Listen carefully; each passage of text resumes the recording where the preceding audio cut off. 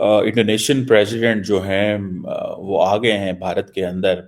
और जो सबसे इम्पोर्टेंट चीज़ यही है कि वो 450 मिलियन डॉलर की डील करने जा रहे हैं कि ये जो रशिया और इंडिया की जो जॉइंट प्रोडक्ट है ब्रह्मोस मिसाइल की, और इसमें ज़ाहिर बात है ये इसकी अनाउंसमेंट जो है वो एक्सपेक्टेड है।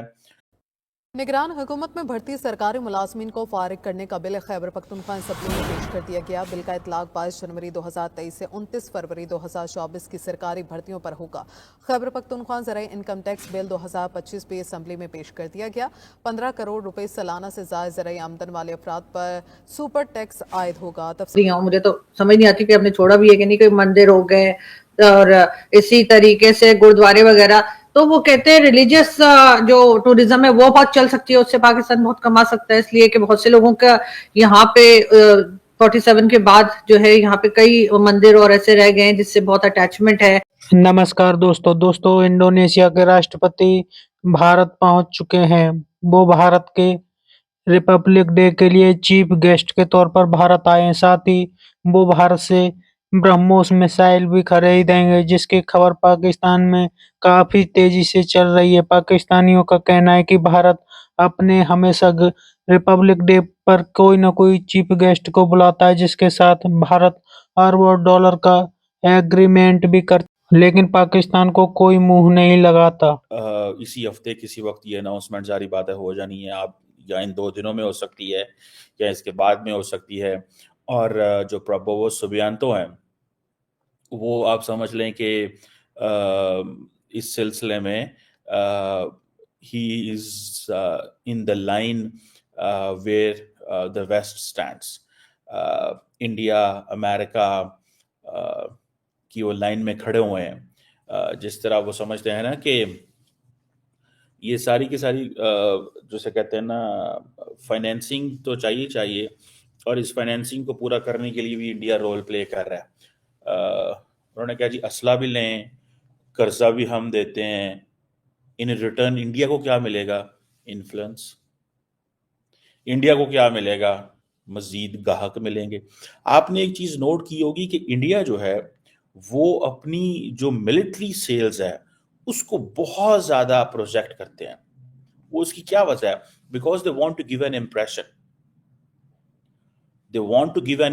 कि हम तो वेपन्स एक्सपोर्टिंग कंट्री हैं, हम तो अब इंडिजिनसली कैपेबल है इस चीज के।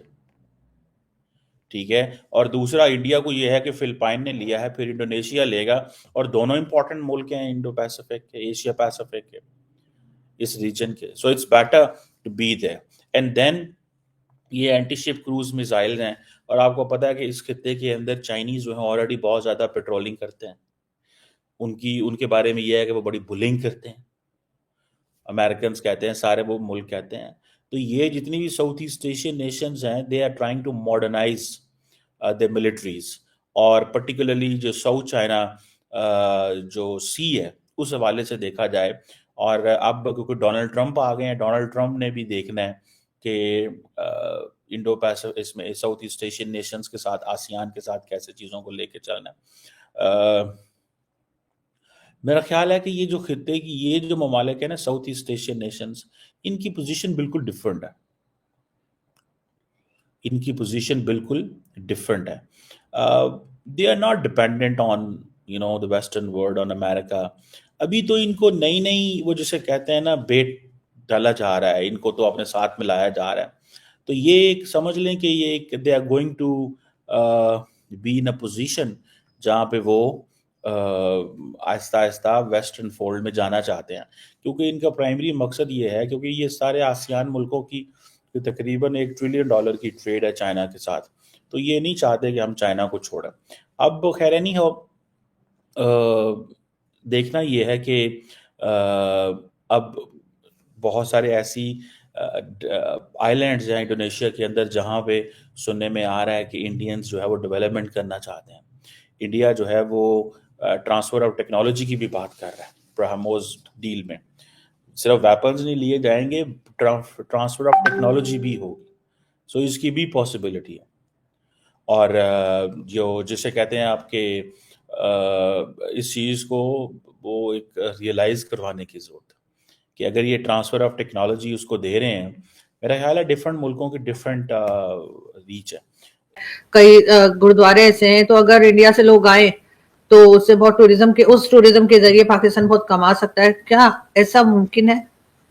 ये हो तो बिल्कुल सकता है, लेकिन हम क्यों नहीं कर रहे मुझे समझ नहीं आता। मुझे लगता है रियासत डरती है कि कहीं दुश्मन को हम दुश्मन समझना ना छोड़ दें। हम जो हमारे जैसे जो लल्लू पंजू आम लोग हैं ना, दुश्मन है ना हिंदुस्तान, हिंदू सिख ये सब हमारे दुश्मन है। तो ये ना ओके वो आना जाना शुरू हो जाए तो वो हम उन्हें दुश्मन समझना छोड़ दें।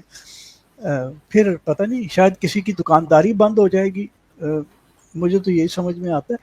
लेकिन आप ये देखिए, आपने जो अभी तीन बातें, अगर आप सिर्फ सिखों को फ्री एंट्री दे दें, वो तो ये बिल्कुल ऐसे ही है कि जैसे मुसलमानों को कोई मना कर दे कि जी आप अरब में ना उम्रा करने जा सकते हैं ना हज करने जा सकते हैं। हमने उन गरीबों के साथ वही किया हुआ है ना। उनके तो सारे जो गुरु नानक देव जी के साथ जो कनेक्टेड हैं, जो साइट्स सिखों की, वो हमारे पास ही है ना। और दूसरा, हिंदुओं के लिए कतास राज जो मंदिर है वो बहुत बड़ा तीर्थ है उनका। और आपका भला वो बलूचिस्तान में श्री माता हिंगलाज, अगर सिर्फ यही खोल दिए जाएं इंडिया के लोगों के लिए, तो यहाँ तो वो बिल्कुल सही कहते हैं जो आपके दोस्त कहते हैं कि जी पाकिस्तान बहुत कमा सकता है। पाकिस्तान तर जाएगा, पूरी दुनिया से लोग आएंगे सिर्फ ये यात्रा करने के लिए। ज्यादातर तो खैर हमने जो है वो खत्म ही कर दिए, हम उनको रहने ही नहीं देते। और मंदिर वगैरह ज्यादातर तो हमने तोड़ ही दिए, बहुत कम रह गए हैं। और जो माइनॉरिटी है वो भी बहुत कम रह गई है, जाहिर है कि मतलब ये तो बड़ी शर्म की बात है वैसे कि हमारे यहाँ से हिंदू, आज के अखबार में मैंने डॉन में पढ़ा कि जी 300 हिंदू अभी रिसेंटली कश्मीर से माइग्रेट करके इंडिया चले गए हैं। मतलब ये हमारे लिए ये एक शर्म का मुकाम है। मतलब हम एज इंडिविजुअल्स, हमारे लिए और मेरा ख्याल है रियासत के लिए भी शर्म का मुकाम है कि हम जो हमारी जो multi ethnic, multi cultural, multi religious जो टेपेस्ट्री थी, हम उसके अंदर से लोगों को निकाल के बाहर कर रहे हैं। और मैं आपको बताऊं कि ये बहुत स्ट्रेस में जाते होंगे, ड्यूरेस में जाते होंगे जो लोग यहाँ से जाते हैं, क्योंकि कौन अपने घर को छोड़ना चाहता है। और ये धड़ाधड़ छोड़ रहे हैं, जा रहे हैं। बिल्कुल ऐसे ही, तो जाहिर है यहाँ पे तंग किया जाता होगा, इसी वजह से ये हाल है ना, वरना कोई क्यों अपना घर छोड़ के जाएगा। लेकिन हम लोग जो है वो सुधरने का नाम नहीं ले रहे। सर, टेररिज्म के ऊपर भी भारत अक्सर हमसे शिकायत करता रहता है। और ये भी कहते हैं, कभी कहते हैं जी हाफिज सईद को दे दो, जिसको हम हाफिज सईद साहब बोलते हैं बहुत से हमारे लोग। तो वो हम ऐसा क्यों नहीं करते कि अगर हम अपने 25 करोड़ लोगों के लिए काम करें और 2-3 लोग जो भारत मांग रहा है उनको दे दें। हमने वैसे भी क्या करना है, उनका चार डालना है। हाफिज सईद हो गया, मसूद अजहर और इस किस्म के लोग, मतलब क्या कर लिया ना उन्होंने, जो हमने उनसे जो काम लेना था हो गया, खत्म हो गए वो। अब उनको दे दे ताकि इंडिया फिर रखे उन्हें संभाल के। तो ये हम खुद अपने दुश्मन है, हमारा कोई और दुश्मन नहीं है। ना भारत हमारा दुश्मन है, ना अफगानिस्तान। हम खुद इस तरह के लोगों को सर यहाँ पे पालते हैं और बढ़ावा देते हैं। और फिर अगर हमें कोई कुछ कहे तो हम कहते हैं कि जी ये तो गलत हो गया हमारे साथ। हाँ, वो ये सारे रियासत ने ये सारे पैदा किए ना, ये जो अब गले पड़े हुए हैं। और अगर कोई मांग रहा है आपसे तो आप दे दें, बजाय उनको यहाँ बिठा के रोटियां खिलाने के। वो एहसानुल्लाह एहसान भी तो दे दिया ना, ये भी दे दें। वो तो भगा दिया सर, वो दिया का है, वो तो गायब हो गया ना इन्हीं के पास से।